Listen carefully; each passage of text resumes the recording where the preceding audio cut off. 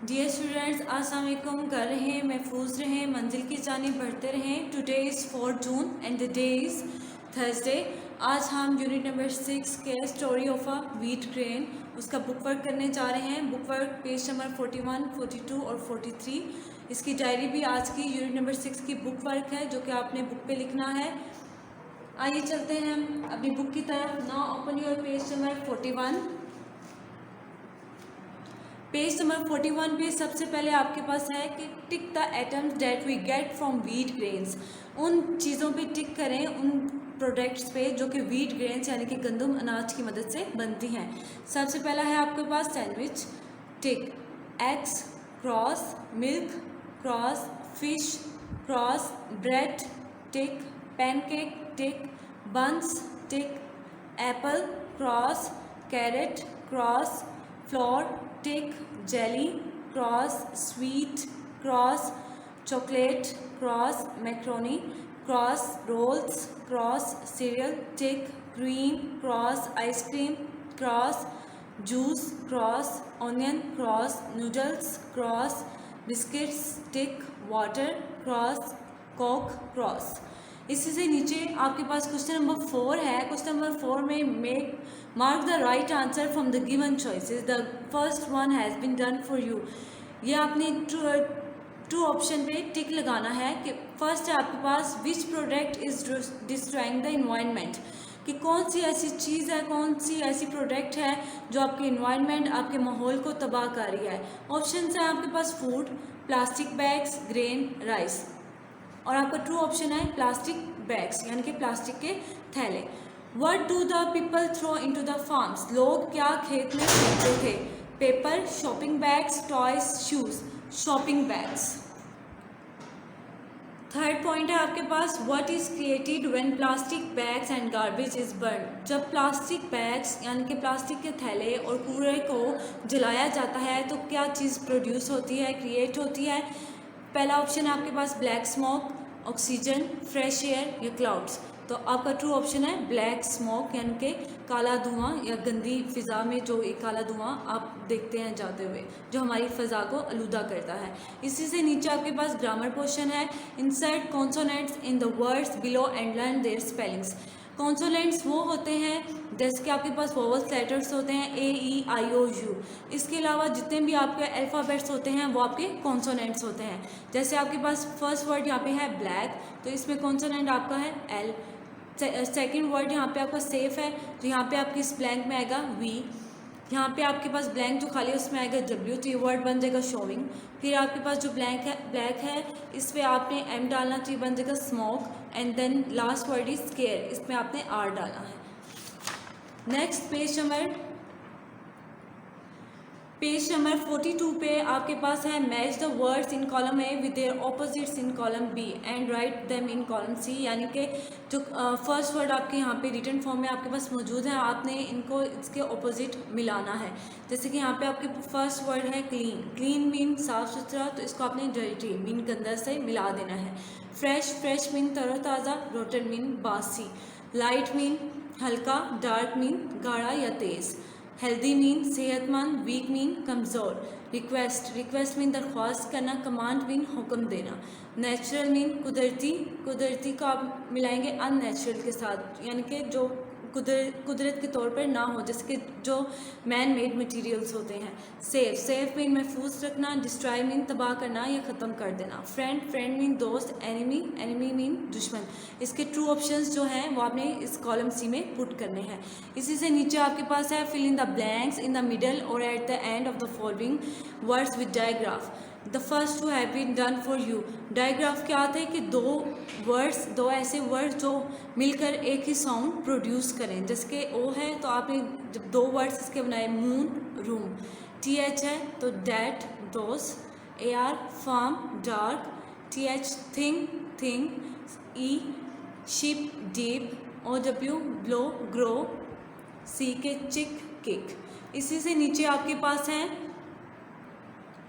इसी से नीचे आपकी बुक पेज पे है question number 4, underline the consonants in the following words. अभी मैंने आपको पीछे बताया था कि वॉवल्स लेटर्स के अलावा जो लेटर्स होते हैं, अल्फ़ाबेट्स होते हैं, वो आपके कॉन्सोनेंट्स होते हैं। तो आपके इन वर्ड्स में जो कॉन्सोनेंट्स हैं उनके नीचे आपने अंडरलाइन करना है। जैसे यहाँ पे सीड है तो एस और डी के नीचे अंडरलाइन आपने करना है, वीट है तो WH और T के नीचे, सॉइल है तो S और L के नीचे, कलर है CO और R के नीचे, O नहीं बल्कि यहाँ पे L के नीचे आएगा। हेल्दी, हेल्दी में HLT और Y के नीचे आपका आएगा। नेक्स्ट पेज नंबर 43 पे आपका mark the right answer from the given choices. जो आपके राइट आंसर्स हैं उन पे आपने टिक करना है। What is the suitable adjective for the phrase plastic bags. Adjective क्या होगा प्लास्टिक बैग का? एडजेक्टिव मीन होता है किसी चीज़ की क्वालिटी बयान करना। तो प्लास्टिक बैग की क्या क्वालिटी है? Good, bad, harmful, healthy. Harmful क्योंकि ये हमारे लिए डेंजरस है, हार्मफुल है। Dash and dash are the vowels in the word grain. Word grain में आपके पास वॉवल लेटर कौन से हैं? Vowel mean AEIOU। तो इनमें से कौन से वर्ड हैं जो AEIOU से हैं? तो A और I।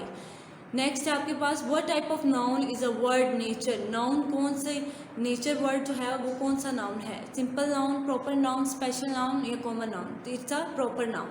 A digraph sound is created by dash letters 1, 3, 2, 4, 2 letters. Which of the following is an example of digraph words? Boy, girl, man, boy, toy, hand, fan. आप देखें कि किस में एक ही साउंड प्रोड्यूस हो रही है, वो साउंड प्रोड्यूस हो रही है बॉय और टॉय में। इसी से नीचे आपके क्वेश्चन आंसर्स हैं जो कि आपने खुद डन करने हैं। जैसे कि फर्स्ट है do you like to go to the garden. क्या आपको गार्डन में यानी कि बाग में जाना पसंद है? तो आप लिख सकते हैं येस या no. I like to go to the garden या I don't like to go to the garden. What is the best thing in a garden और ऑन अ फार्म। आपको गार्डन यानी कि बाग और खेत में सबसे अच्छी चीज़ क्या लगती है? तो आप इसका कुछ भी आंसर लिख सकते हैं जैसे कि butterflies, flowers. Name the dishes you like to eat. आपको कौन सी डिशेज, कौन से खाने खाना पसंद है? Do you throw plastic shopping bags in the dustbin. क्या आप प्लास्टिक शॉपिंग बैग्स जो हैं वो डस्टबिन कूड़ेदान में फेंकते हैं? Who collects the garbage from your home. आपके घर से कौन कूड़ा कलेक्ट करता है, कौन जमा करके लेके जाता है? तो इसका आंसर आपने लिखना है अ sweeper collects the garbage in my home. Who page the sweeper. Sweeper को मतलब झाड़ू लगाने वाले को या सफाई करने वाले को कौन पे करता है? तो माय फादर या my mother page the sweeper. इसी के साथ आपका इंग्लिश का लेक्चर ख़त्म होता है। आइए चलते हैं अपने नेक्स्ट सब्जेक्ट की तरफ जो कि है सोशल स्टडी का। हमारी नेक्स्ट की जो आज डायरी है वो सोशल स्टडी। सोशल स्टडी के यूनिट नंबर 6 सर्विसेज खिदमात, उसका आज हमने पेज नंबर 32 पे क्वेश्चन नंबर C करना है जो कि आपने इसको बुक पे लिखना है और इसके जो डेफिनेशंस हैं उनको याद करना है। ना open your book page number 32 पे ये आपका क्वेश्चन नंबर C है। Unscramble this words and match them with their definitions, use a dictionary if you need help. यानी कि ये वर्ड्स हैं जिनके स्पेलिंग्स आपको रॉन्ग करके लिखे गए हैं, जिनको आपने ट्रू करके लिखना है और फिर नेक्स्ट पेज पे पेज नंबर 33 पे इनकी डेफिनेशंस गिवन है जिनको पढ़ के आपने बताना है कि किस वर्ड की क्या डेफिनेशन है, क्या मीनिंग है। जैसे फर्स्ट वर्ड है आपका अवेलेंच, सेकंड वर्ड आपको बनेगा फ्लड, अर्थक्वेक, साइक्लोन, स्टॉर्म। यहाँ पे अवेलेंच की जो डेफिनेशन है वो बी वाली है। बी वाली mean a large mass of snow, ice and earth falling rapidly down a mountain side. यानी कि बहुत बड़ा एक तोदा बर्फ़ का जो कि ज़मीन की तरफ गिरता है, ऊंची पहाड़ी से, माउंटेन की तरफ से नीचे की तरफ ज़मीन की तरफ गिरे, तो उसे एवलेंची कहा जाता है। नेक्स्ट वर्ड था आपका फ्लड। फ्लड मीन सैलाब। इसको आपने जब मिलाना है, इसकी डेफिनेशन है an overflow of water that covers land that is usually dry. कि पानी का एक ऐसा बहाव जो आपकी ज़मीन को कवर करे, ढांपे, ऐसी ज़मीन जो कि खुश्क हो। नेक्स्ट वर्ड है आपका अर्थक्वेक। अर्थक्वेक मीन जलजला। इसको आपने ई वाली डेफिनेशन है a sudden violent shaking of the ground due to movement within the earth crust. यानी कि ज़मीन का शिद्दत के साथ हिलना, ज़मीन के अंदर एक ऐसी मूवमेंट होना जिससे ज़मीन के अंदर की चट्टानें जब मूवमेंट करती हैं तो ये अर्थ जो है, ज़मीन जो है वो शदीद तरीके से मूव करती है, हिलती है। नेक्स्ट वर्ड है आपका साइक्लोन। साइक्लोन की डेफिनेशन है डी वाली। साइक्लोन क्या है? अ violent tropical storm in which the winds move in a circular direction.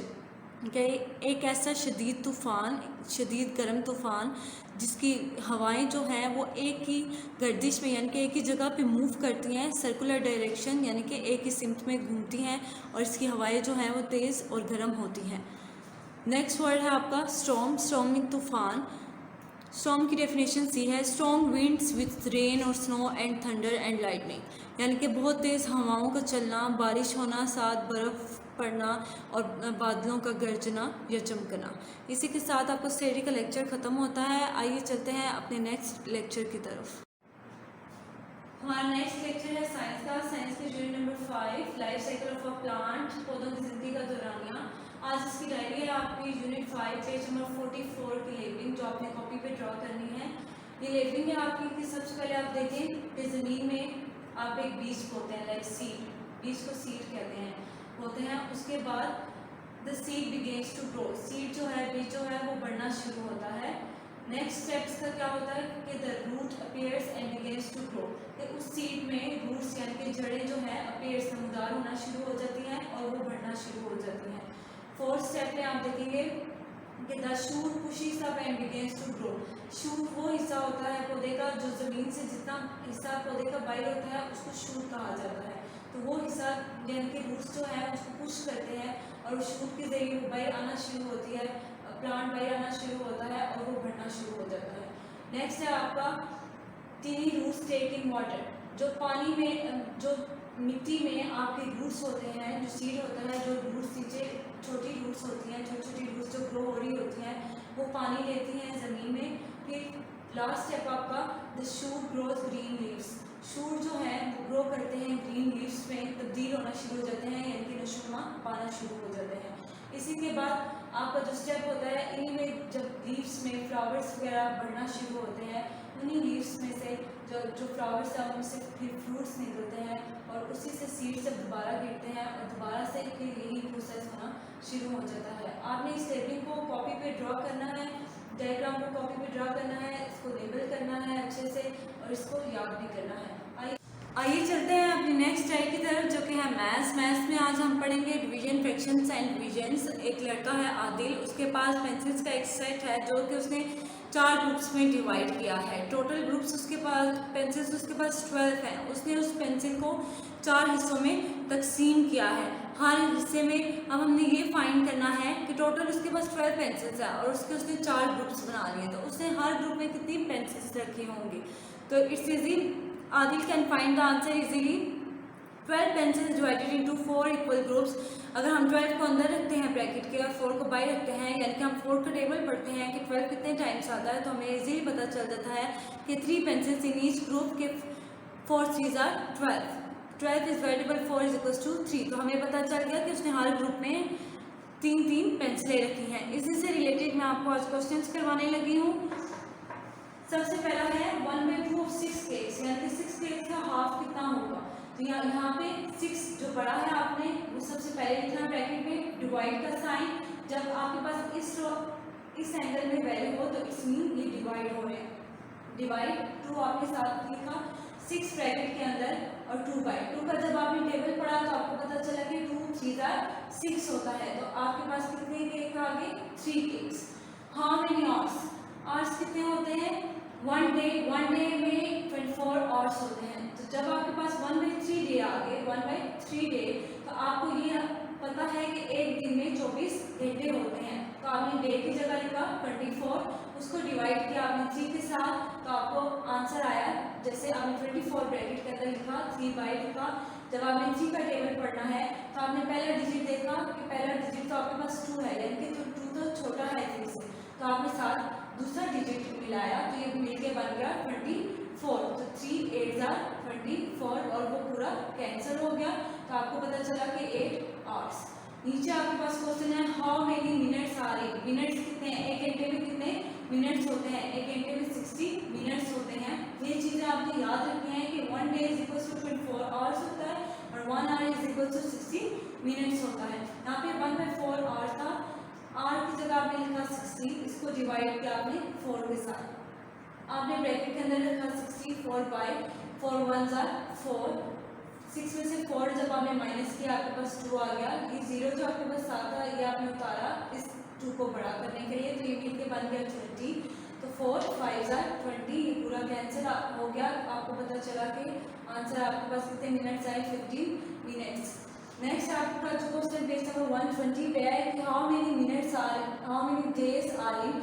आपको इधर दे दिया कि सितंबर का मंथ है, तो सितंबर के मंथ में कितने डेज होते हैं, 30 डेज होते हैं। तो 1/10 ऑफ सितंबर, यानी सितंबर की जगह आपने लिखा 30, 10 आपने यहाँ से नीचे से उठाया, 30 को 10 से जब आप डिवाइड करेंगे 30 अंदर रखा, 10 बाई रखा, 10 का आपने टेबल पढ़ा तो आपको पता चला 10 3 30 होता है और वो पूरा कैंसिल हो गया, तो आपका आंसर आ गया 3। इसी से रिलेटेड आपके क्वेश्चन हैं ये बुक पेज नंबर 119 पे, जो कि आपने इसी तरीके से डन करने हैं कि जैसे यहाँ पे 8 वंस हैं तो 8 आपका पहले आ गया और 4 आपने साथ लिखा डिवाइड का बीच में साइन डाल के, 8 को ब्रैकेट के अंदर, 4 को ब्रैकेट के बाहर रख के टेबल पढ़ना, और उसी तरह जो आपके ऊपर आंसर आएगा डिवाइड करके वो आपने नेक्स्ट ब्लॉक में लिख देना है। इसी से रिलेटेड नीचे आवर्स वाले कि day 1 day is equals to 24 hours होता है, तो आपने 24 लिखा, नीचे जो वैल्यू उसको साथ लिखा और डिवाइड किया उसी तरह, और जो आपके पास आंसर आया वो आपने नेक्स्ट ब्लॉक में लिख देना है।